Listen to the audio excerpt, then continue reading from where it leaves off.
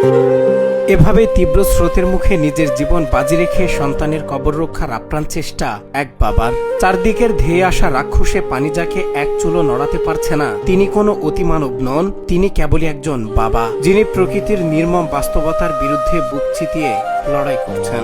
যে দৃশ্য দেখে চোখের পানি ধরে রাখতে পারেননি অনেকেই।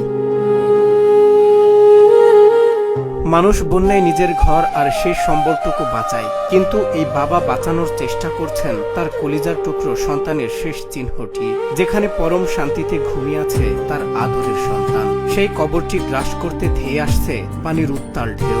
একদিকে নিজের জীবনের চরম ঝুঁকি, অন্যদিকে মৃত সন্তানের প্রতি সীমাহীন ভালোবাসা। এই দুয়ের মাঝে দাঁড়িয়ে এক বাবার একাকী লড়াই আজ স্তব্ধ করে দিয়েছে সবাইকে। হৃদয় বিদারক এই দৃশ্যটি দেখা গেছে আকস্মিক বন্যায়। বন্যার তোড়ে যখন একের পর এক বাড়িঘর তলিয়ে যাচ্ছে, ঠিক তখনই বাবা ছুটে গেছেন তার মৃত ছেলের কবরের কাছে। কোনো আধুনিক সরঞ্জাম ছাড়াই কেবল কয়েকটি বাঁশ আর টিনের টুকরো দিয়ে পরম মমতায় আগলে রাখার চেষ্টা করছেন সন্তানের শেষ স্মৃতিটুকু।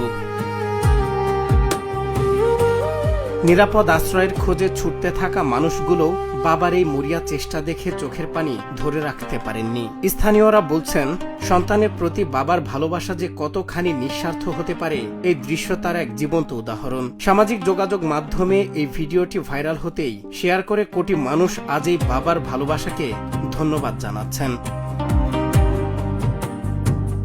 প্রকৃতি হয়তো সবটুকু শক্তি দিয়ে এই কবরটিকে নদীগর্ভে বিলীন করতে চাইছে, কিন্তু তার চেয়েও হাজার গুণ শক্তিশালী হয়ে দাঁড়িয়ে আছে এক বাবার ভালোবাসা।